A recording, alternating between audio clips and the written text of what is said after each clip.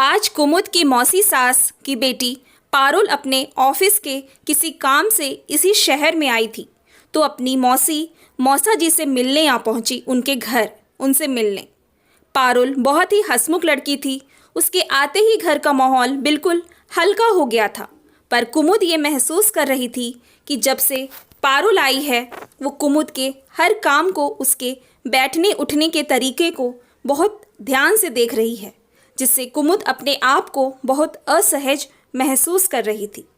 कुमुद एक पढ़ी लिखी होशियार लड़की है, जो शादी से पहले एक स्कूल में प्राइवेट टीचर के तौर पर पढ़ाया करती थी और सरकारी नौकरी के लिए प्रयासरत भी थी।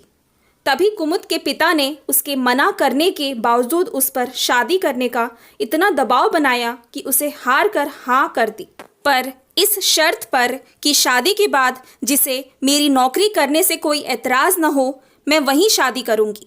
जल्दी ही कबीर से उसकी शादी हो गई। शादी के 2 महीने बाद ही उसकी नौकरी ज्वाइन करने का लेटर आ गया।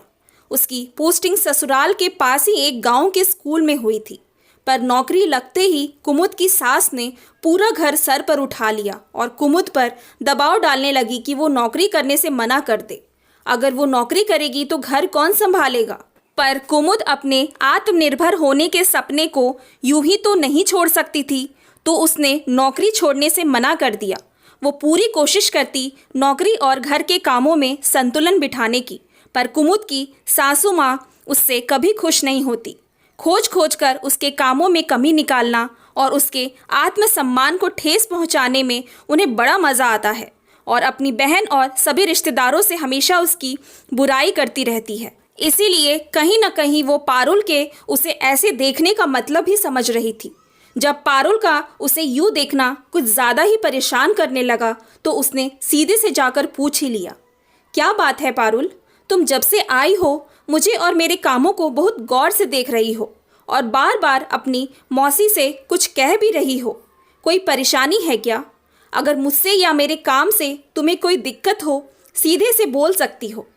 पारुल कुमुद के सामने से यूँ पूछने से पहले तो थोड़ा घबरा सी गई और ऐसा कुछ नहीं है भाभी बोलकर बात को ख़त्म करने की कोशिश की, पर कुमुद के सीधे और सपाट लहजे में फिर से पूछने पर उसे मजबूर होकर बोलना ही पड़ा। वो भाभी, मौसी जी मेरी मम्मी से आपकी बहुत बुराई करती हैं कि आपको कुछ नहीं आता, आप बस अपनी नौकरी करती हैं, घर के काम आपसे नहीं होते और आप बहुत बदतमीज़ और गंवार हैं। और तो और मौसी जी ने बताया है कि आप उन्हें जवाब भी देती हैं।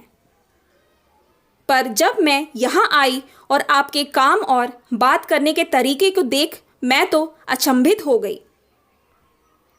आप तो अपनी नौकरी के साथ घर भी कितने अच्छे से संभालती हैं, तो वही मैं मौसी जी से बोल रही थी कि भाभी तो इतनी अच्छी हैं, आप मेरी मम्मी से उनकी बुराई क्यों करती हैं? भाभी आप इतनी अच्छी हैं तो मौसी जी आपको गंवार क्यों कहती हैं?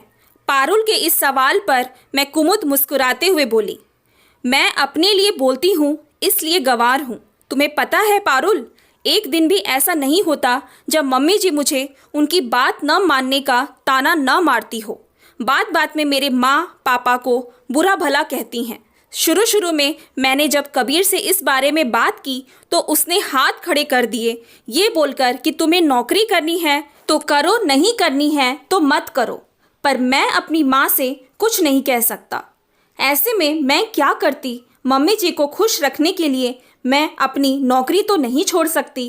पारुल, नौकरी तुम भी तो करती हो, तो तुम्हारी नौकरी करने से मम्मी जी इतनी खुश हैं, तो मेरी नौकरी करने से इतना गुस्सा क्यों? कुमुद की बात सुन पारुल बोली, सही बोल रही हैं भाभी आप। अपने लिए बोलना अगर हमें गंवार बनाता है तो हम गंवार ही सही। अगर आपकी जगह मैं होती तो शायद मैं भी यही करती। मैं घर जाकर अपनी मम्मी को ये बात ज़रूर बताऊंगी। वो तो आपके बारे में बहुत गलत सोचती हैं। वो शायद मौसी जी को समझाएं तो उन्हें शायद आपकी अच्छाई भी देखने लगे। अपनी सास के विचार बदलने की बात सुनकर कुमुद की आंखों से 2 आंसू निकलकर गाल पर लुढ़क गए, क्योंकि वह जानती थी कि उसके लिए उनके विचार कभी नहीं बदलेंगे। पर अब उसे इस बात की खुशी थी कि कम से कम कोई एक शख्स तो मिला जिसने उसकी बात को समझा। दोस्तों, जब एक बहू नौकरी करती है तो घर वालों उसका साथ देने की जगह उसमें कमियां निकालने लगते हैं, और जब घर की बेटी या बेटा नौकरी करते हैं तो उन्हें सर आंखों पर बिठाया जाता है।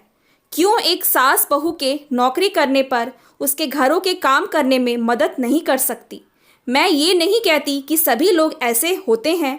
कुछ लोग तो शादी के बाद अपनी बहुओं को पढ़ाते भी हैं, पर जो नहीं समझते उन्हें भी अब इस बात को समझ लेना चाहिए कि आत्मनिर्भर बनना अब हर महिला के लिए ज़रूरी है, और अपने लिए बोलना या सभी के सामने अपनी बात रखना उसे गवार नहीं बनाता।